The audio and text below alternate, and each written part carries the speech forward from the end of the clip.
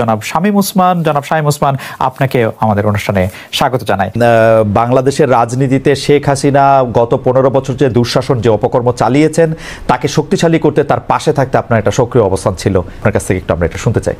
ভারতে পলাতক আছেন মাননীয় প্রধানমন্ত্রী শেখ হাসিনা, এবং আমি বিষয়টাকে আগের থেকে আজ করছিলাম যে এরকম কিছু একটা ঘটনা ঘটতে পারে। আমি এই কথা দিয়ে এটা প্রমাণ করতে চাই না যে ওনারা করেছেন দেখে আমাকে করতে হবে, এটা আমি বলতে চাই না। আমাকে দলের থেকে জানানো হয়, সরকার প্রধান থেকে প্রধানমন্ত্রী জানান যে আমার উপরে হামলা হবে। ইট ইজ ট্রু যে আমাকে দেশ ছেড়ে যেতে হয়েছে, এবং আমি যে দেশ ছেড়ে গেছি সেটা জাতির পিতার কন্যা মাননীয় প্রধানমন্ত্রীর একবার না কয়েকবারের নির্দেশের পরিপ্রেক্ষিতে। আমি আমাদের সজীব ওদের জয় একটা ফেসবুকে এই যে আমেরিকা গত 2 দিন আগে একটা স্ট্যাটাস দিয়েছেন, 3-4 দিন আগে, অধ্যাপক ইউনূস শান্তির জন্য নোবেল পুরস্কার দেওয়া হয়, যাদেরকে আমরা শ্রদ্ধা করি এবং সারা জীবন করবো। ট্রু যে এরা অনেক ভালো কাজ করেছে, এবং আমি নিজেও চাই যে ভোটের অধিকার হোক। আমি কোনো ধরনের হত্যাকাণ্ডকে আমি সমর্থন করি না, এবং করা উচিত, তাহলে আমি মানুষ হিসেবেই গণ্য হব না। আমরা কি শুধু নেগেটিভ কথা বলবো, পজিটিভ কথা বলবো না? 800 কোটি মানুষও যদি চায় একজন মৃত মানুষকে জাগিয়ে তুলবে, তা তো জাগিয়ে তুলতে পারবে না, তাই না? তো একজন মানুষকে আমি গুম করে দিব, খুন করে দিব, এই বিষয়টাকে আমি একজন মানুষ হিসাবে, আমি যদি মৃত্যু হয়ে যায় আমি কোনোদিন এটাকে সাপোর্ট করব না। এবং অতীতে কে কি করেছে সেই জন্য আমাকে একই পথে চলতে হবে, আমি সেটাকেও মনে করি না। এদের দ্বারা অনেক সব শ্রেণী পেশার মানুষের মধ্যে ভালো খারাপ আছে, আমরা কি এই কথা বলতে পারি না? ইয়েস, আমি বলছি না যে Awami League is a only perfect party in the whole world কিংবা ইন বাংলাদেশ। আপনি আমার মনের কষ্ট বুঝবেন। আমার 20 জন লোক মারা গেছে, আমার এই পা পঙ্গু হয়ে গেছে, আমি চেয়ারে বসে নামাজ পড়তে হয়, আমার বাঁ পাটা উড়ে গেছিল, ঠিক আছে?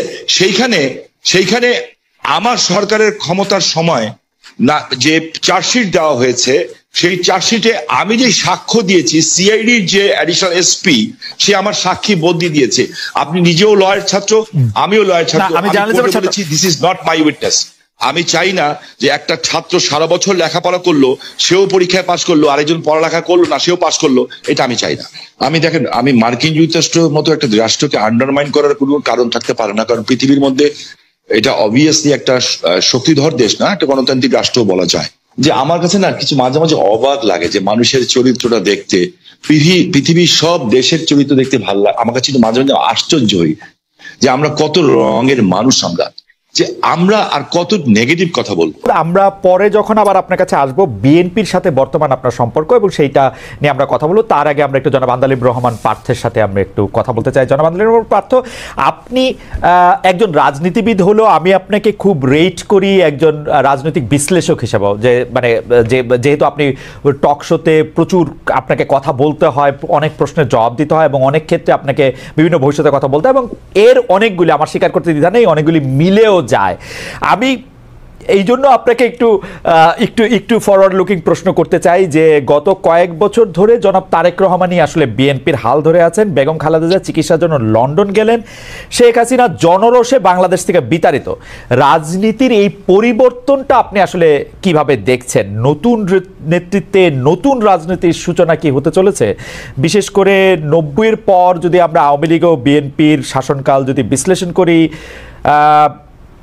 সরকারে বা ক্ষমতায় এলে মানে এটা একটা এই প্রশ্ন বারবার হচ্ছে যে তারা যে গণতান্ত্রিক থাকবেন, কর্তৃত্ববাদী হবেন না, সেরকম কি মনে হচ্ছে? মানে এই নেতৃত্বে যারা আছেন, এটা তো অবশ্যই ঠিক, জনাব তারেক রহমানই আসলে 20-22 বছর ধরে অন্ততপক্ষে দলের ডেপুটির হালটি ধরে আছেন, কিন্তু মানে এই নেতৃত্বের ক্ষেত্রে কি কোনো পরিবর্তন আসছে?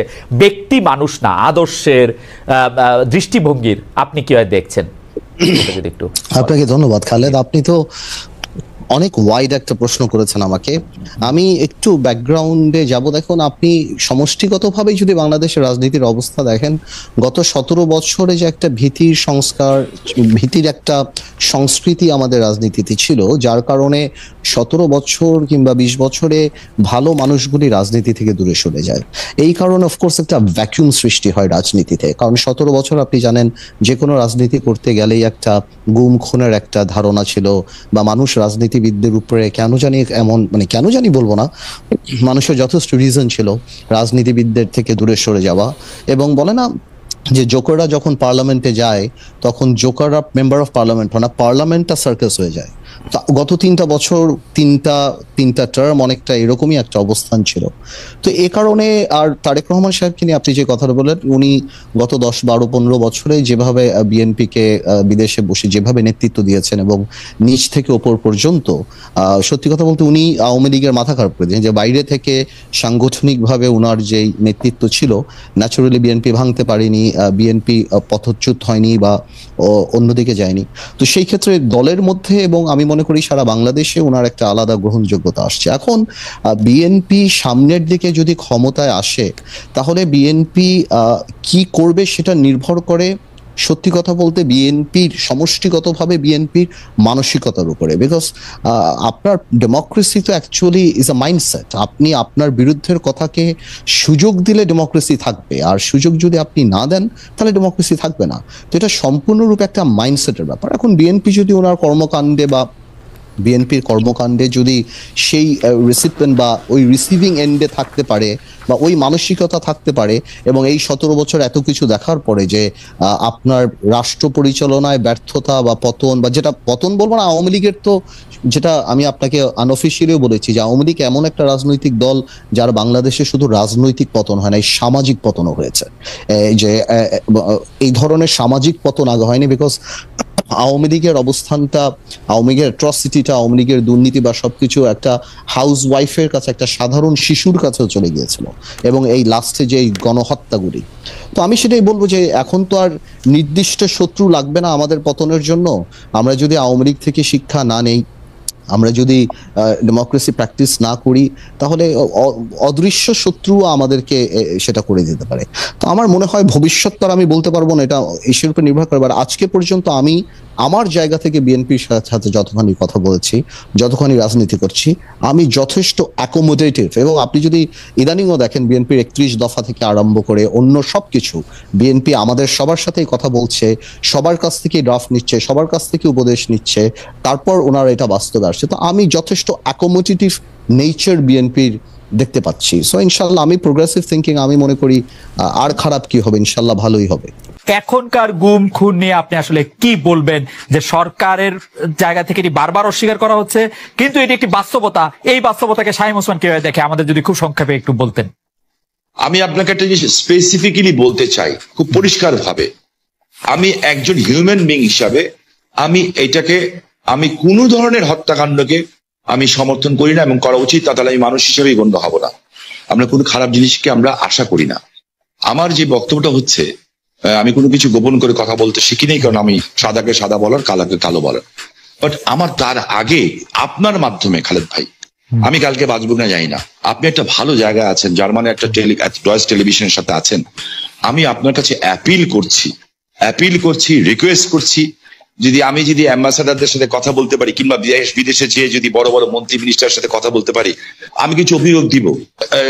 নারায়ণগঞ্জে 7 মার্ডার হলো, আমি কিন্তু উইদিন 45 মিনিটসের মধ্যে, 45 মিনিটের মধ্যে দেশের সর্বোচ্চ জায়গায় আমি এই খবরটা পৌঁছেই দেই, কারণ আমার কাছে খবর এসেছিল যে এই ঘটনা র্যাব দ্বারা সংঘটিত হয়েছে, র্যাবের কিছু মানুষ দ্বারা সংঘটিত হয়েছে, এই মেজর আরিফ সহ এরকম যারা আছে।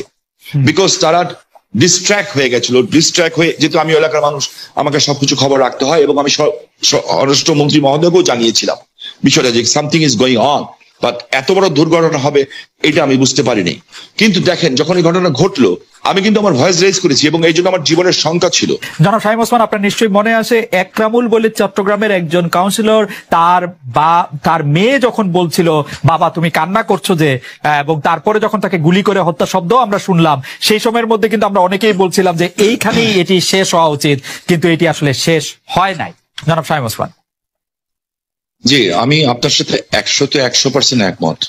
একজন মানুষকে আমি গুম করে দিব, খুন করে দিব, এই বিষয়টাকে আমি একজন মানুষ হিসাবে, আমি যদি মৃত্যু হয়ে যায় আমার, আমি কোনোদিন এটাকে সাপোর্ট করব না। এটার চেয়েও বড় সত্য হচ্ছে, এত বড় বড় উচ্চ পদস্থধারীরা এখনো কিন্তু জেলখানায় আছেন। যেমন বিএনপির নেতা সালাউদ্দিন সাহেব, ওনাকে গুম করা হয়েছে, খুন করা হয়েছে বলা হলো, ঠিক আছে। তো বিএনপি নেতা সালাউদ্দিন সাহেবকে তো পাওয়া গেল ভারতে। আমার চোখের সামনে যখন নারায়ণগঞ্জে একটা পরিবার আগুন দিয়ে বাসে পুড়িয়ে মেরে ফেলা হলো, আমার চোখের সামনে নারায়ণগঞ্জের যাত্রাবাড়িতে বাসে শুয়েছিল ড্রাইভার আর কন্ট্রাক্টর, তাকে আগুন দিয়ে পুড়িয়ে মানে হলো, ওস্তাদকে মাথা দিয়ে যে কন্ট্রাক্টর পুড়িয়ে হলো, 85 জন মানুষকে পুড়িয়ে ছাই করে দেওয়া হলো।